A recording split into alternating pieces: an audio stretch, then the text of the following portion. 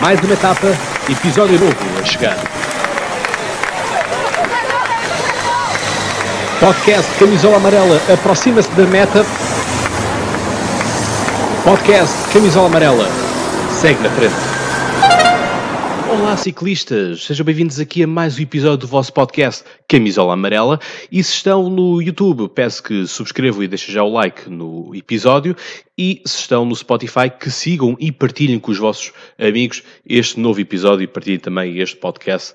Já vai então com o seu terceiro episódio. É muito importante também seguirem nas redes sociais, tanto Facebook como Instagram, porque todos os dias são lá colocados conteúdos que estão inerentes, obviamente, aos próprios episódios, mas também curiosidades e opiniões que também vos queremos ouvir. Não se esqueçam então que este podcast é feito a pensar em vocês e, portanto, vocês também podem participar e podem deixar as mensagens, podem deixar os comentários que muito ajudam para também fazer conteúdo que vocês mais gostam.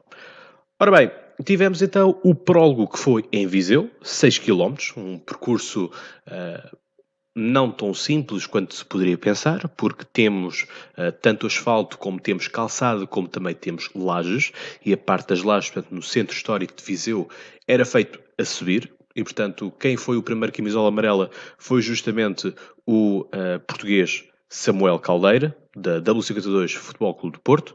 Portanto, até ao momento, a WC52 Futebol Clube do Porto mantém o domínio, mantém a hegemonia no ciclismo, e mantém também na primeira etapa. Vamos ver se o resto vai acontecer até ao final desta volta a Portugal. E, portanto, não há muito a falar da questão do prólogo. O prólogo foram 6 km.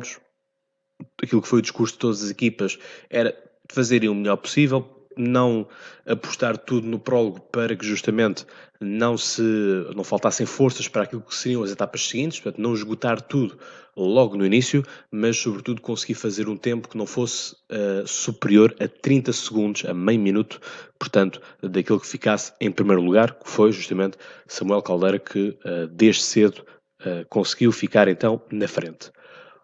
Ora, na primeira etapa que tivemos, que ligou justamente Miranda do Corvo a Leiria, Miranda do Corvo foi a estreia por estas andanças, portanto foi a primeira vez que Miranda do Corvo recebeu esta volta a Portugal. Leiria volta a receber então esta competição.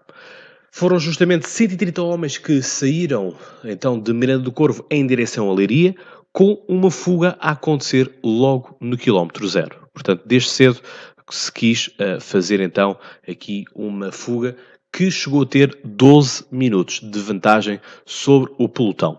E nesta fuga esteve então Peio Goicoechea, da equipa Euskadi, portanto da Fundação Euskadi, portanto os laranja, não os verde, porque os verdes são o Euskadi Múrias. O David Ribeiro de LA Alumínios, LA Sport, e aqui fazer uma menção que para mim LA Alumínios acaba por ser uma equipa com quem tenho simpatia, porque sendo eu aqui justamente do Seixal, LA Alumínios e portanto o clube que tem por base, que é o clube de ciclismo da aldeia de Pai Pires, portanto é aqui também no conceito de Seixal. Portanto, obviamente que me é caro e gostei bastante de ver nos quatro foragidos o David Ribeiro, que não é o principal da LA Alumínios. Quem é? É então o António Barbio, e portanto foi com muito gosto que vi essa fuga que chegou a estar então com 12 minutos de vantagem. Mas também nesta fuga também esteve outro português da Miranda Mortágua, o Gaspar Gonçalves, e ainda tivemos Matias Ruitman da Swiss Race Academy, portanto a equipa da Suíça. Portanto eram justamente estes quatro, e foram justamente estes quatro que ficaram com os primeiros lugares da camisola de montanha, que ficou justamente para o Basco, para o Peio, que ficou com então 29 pontos, seguido então do David Ribeiro da LA Alumínios com 22 pontos e em igualdade pontual Gaspar Gonçalves também com 22 pontos. Portanto, algo muito positivo até ao momento para os portugueses. Os portugueses neste momento estão bem naquilo que é esta volta a Portugal em bicicleta. O que é que se pode então dizer além então desta fuga que foi alcançada a 3 km, e aqui fazer a menção que o último a ser apanhado foi justamente o ciclista da Miranda Mortágua. O primeiro foi justamente o David Ribeiro, que começou logo com um trabalho de descompressão. Enfim, a LA Alumínios é uma equipa modesta, portanto, compreende-se que já foi muito bom terem conseguido o segundo lugar na camisola de montanha e, portanto, quando chegamos ao quilómetro 2, tivemos uma queda.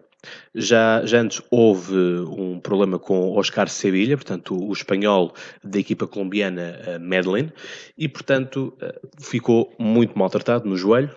Vai estar com algumas limitações, mas aquilo que eu quero fazer é recuperar já para domingo. Ele próprio disse que domingo seria a etapa mais difícil para ele na volta a Portugal e, portanto, queria estar bem preparado para essa mesma etapa. Ora, alguém que foi justamente à cauda do pelotão ver se estava tudo bem foi justamente o camisola amarela. Portanto, não só camisola amarela a nível de pontuação, mas também camisola amarela no sentido do fair play e do respeito e do carinho com os seus colegas. Foi justamente então Samuel Caldeira. Samuel Caldeira foi ver se Oscar Sevilha se encontraram em boas condições, dar algumas palavras de alento e continuou a sua corrida. Ora, se ele foi cumprimentar alguém que tinha caído, ele próprio caiu. Portanto, a 2 km da meta, houve um grande aparato, caíram vários ciclistas, inclusive a equipa toda da FAPEL, foi sobretudo a principal prejudicada, foi justamente a FAPEL, que tem Johnny Brandão, que no ano passado correu pelo Sporting Clube Tavira e neste momento está então como líder da FAPEL, conta também com Sérgio Paulinho, o grande vice-campeão olímpico de 2004 em Atenas, segundo lugar para Sérgio Paulinho. Johnny Brandão, com essas aspirações, FAPEL sai justamente prejudicada. Ou então não. Isto porquê? Porque está decidido que nos 3 últimos quilómetros as quedas não são penalizadas, portanto ficam com o mesmo tempo que o pelotão. De modo que aquilo que aconteceu, apesar da queda, faz com que Samuel Caldeira, que foi um dos visados, obviamente ficasse ainda com a sua camisola amarela. E, portanto, a nível da etapa, tivemos uma etapa com chegada ao sprint. E nesta etapa ao sprint apareceu aquilo que já está a ser conotado como o foguetão italiano. Falo nada mais nada menos de que David Apolónio, da equipa Amore Vita. Portanto, David Apolónio surgiu pela direita, a chegada da meta, e ultrapassou num sprint que começou até muito bem para a equipa de Israel, que consegue ficar justamente em quarto lugar na chegada desta etapa, com Augusto Jensen, e seguido também ainda da Miranda Mortágua e também da WC42 Futebol Clube do Porto. E então, em 4 horas e 47 minutos e 7 segundos, chega David Apolónio à reta da meta, com alguma vantagem, ao ponto que ele conseguiu, inclusive, desbracejar. Portanto, tinha ali alguma folga para poder celebrar efusivamente esta primeira vitória na etapa, portanto, depois do prólogo.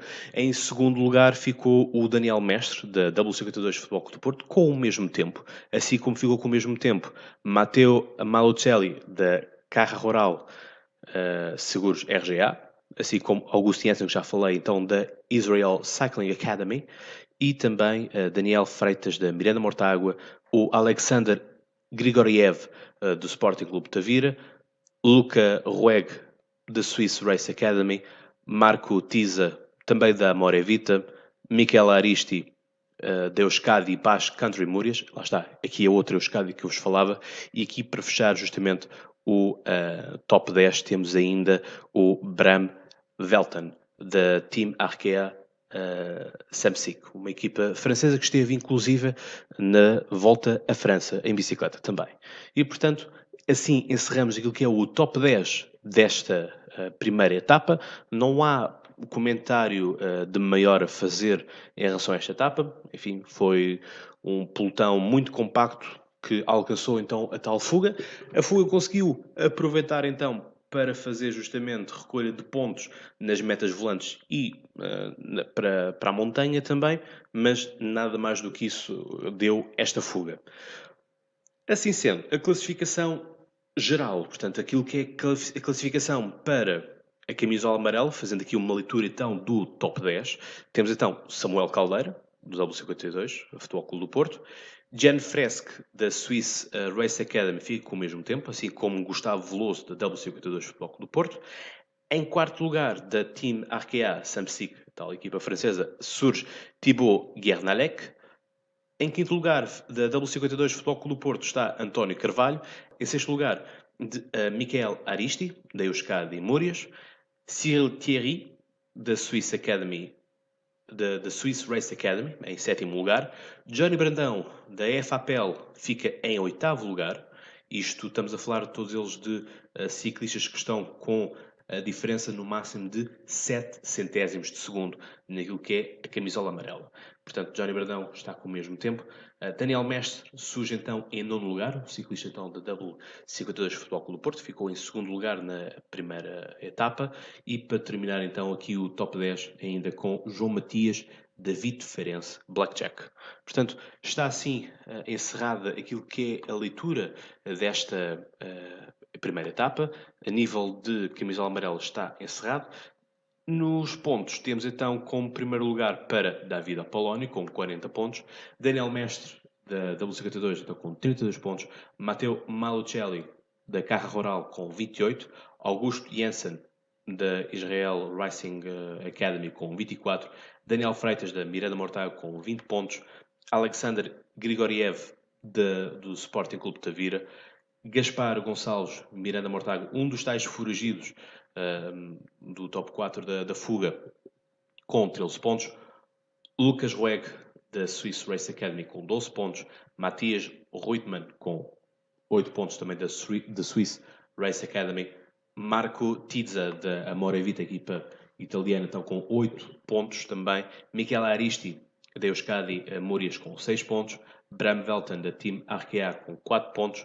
Peio Goicoechea, o que também é camisola azul, portanto a camisola da montanha, da equipa Euskadi, da Fundação Euskadi, com 3 pontos. E David Ribeiro, da LA Alumínios, com 3 pontos.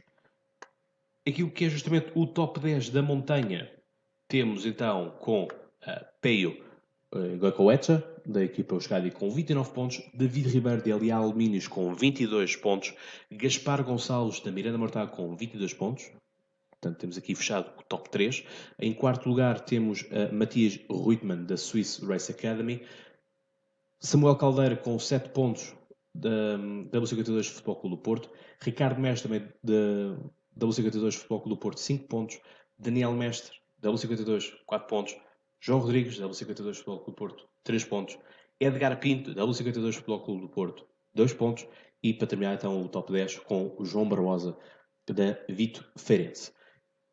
A nível da pontuação da juventude, portanto, aquilo que é a camisola branca dos Jogos Santa Casa, temos então em primeiro lugar Thibaut Guernalec, da equipa francesa Team Arkea Samsic. Temos da Euskadi Múrias Urco Berrad. Diego Lopes, da equipa Euskadi, mas Euskadi Fundação, portanto, diferente. Unai Quadrado, também da Fundação Euskadi, em quarto lugar. Bram Velten, da Team Arkea Samsic, em quinto lugar. Gonçalo Liaça, também aqui, justamente da LA Alumínios, em sexto lugar. E Manuel Duarte, da LA Alumínios, em sétimo lugar. Em oitavo lugar temos da Oliveirense Pedro José Lopes. Em nono lugar, também da Oliveirense, temos Rafael Lourenço. E para terminar então aqui o top 10, temos então da equipa angolana Baisi Casal Petro Luanda, Diogo Sardinha.